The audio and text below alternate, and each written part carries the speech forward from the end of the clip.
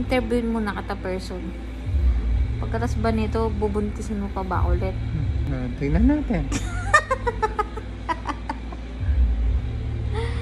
Ayoko na. Hindi na bunso. Iyak yan. Namumblema na. Namumblema na. Okay lang. Paano ire? Isa. Ano? Dua. Tatlo.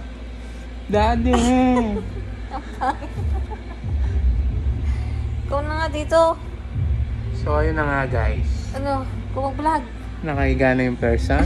Ayun. Pakonti-konti na lang yung tawa niya. Tignan natin hanggang mamaya.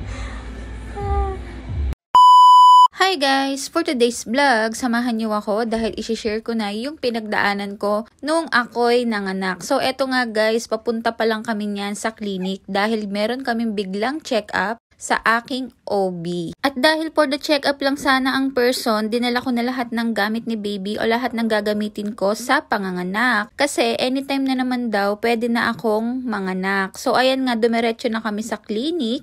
At after nga guys ng aking ultrasound, ayun na nga guys, umikot na naman ang pusod ni baby. So naging cord coil na naman siya. Kaya for the admit na ang person. So ayan nga, buti na lang dala na namin ang aming mga gamit. At ayan nga, for the pirma lang ang daddy nyo para sa aking mga details at sa details na gagamitin naming mag-ina. So medyo bigla akong kinabahan ng time na yan guys kasi unexpected pa din na bigla na akong maa-admit ngayong araw na ito. Dahil pagsalpak ko nga guys sa aking check-up na ito at pag-IE medyo malayo pa. Pero nung in-ultrasound siya, ayun nga guys, nakita na nakaikot na naman yung dalawang pusod sa kanyang leeg. So kailangan na akong i-admit as per my OB-GYN dahil nga naman is cord coil na si baby at anytime is pwede na siyang lumabas. At dahil tuluyan na nga akong maa-admit for today's video, sari-sari na yung nararamdaman ko, natatakot ako, na excited dahil gusto ko is bago sana magpasko talaga is makapanganak na ako or makita ko na si baby Brandon dahil gusto ko nang kumain ng maraming handa. Yun sana yung plano ko pero pag nandito ka na pala sa sitwasyon na to, medyo sobrang kinakabahan talaga ako guys. Alam nyo kung bakit? Para akong nanganganay dahil naman kung alam nyo lang kung ilang taon na si Gia na susundan nito is 12 years ang gap nila. So medyo kinakabahan talaga ako guys for today's video. At dinala na nga ni daddy ang mga gamit namin dito sa labor room kung saan ako maghihintay na manganak. Dito guys, ang gagawin sa akin is i-induce labor na ako. So ang ibig sabihin guys ng induce labor, pipilitin na ang batang lumabas para magkaroon ng hilab ang aking tiyan.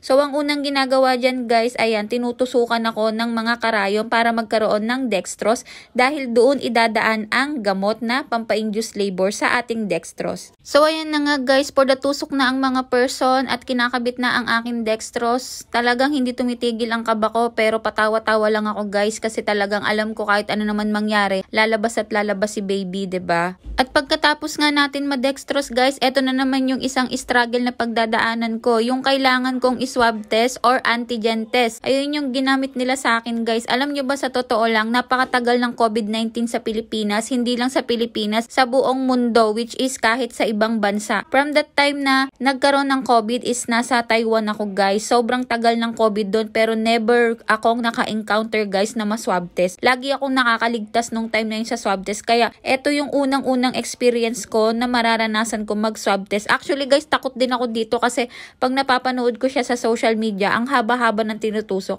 Pero ngayon no, for the record, talagang kailangan kong lampasan lahat ng bagay na to. At dahil na swab test na nga ako at nasaksak na yung pang-induce labor, for the waiting na lang ang person kung kailan hihilab ang aking tiyan. At sa hindi namin maintindihan kadahilanan guys, napakatagal humilab ng tiyan ko kahit meron na akong mga gamot na tinitake para sa induced labor. So ayan nga ang una kong munang ginawa, kumain muna ako guys para magkaroon ako ng lakas kasi talagang ang tagal. Hindi man lang humihilab yung tiyan ko kahit naka-induced labor na ako. At dahil for the waiting pa nga rin ng mga person, ayan, nag-vlog na yung asawa ko. Paano ire? Isa. Ano? Dua. Tatlo. Daddy! Ikaw na nga dito. So ayun na nga guys. Ano? Kumag-vlog. Nakahiga na yung person. Ayun. Pakonti-konti na lang yung tawa niya. Tignan natin hanggang mamaya. At sa sobrang excited din ng isang bata, ayan, dumalaw na agad siya kahit wala pa yung kanyang kapatid. So, ito nga yung conversation namin ni Kuya Gian. Gian, hindi ka na bunso. Kasabi mo si Brandon. Na, hindi na bunso. Iyak yan. No, namamblema na. Namamblema na. Okay lang.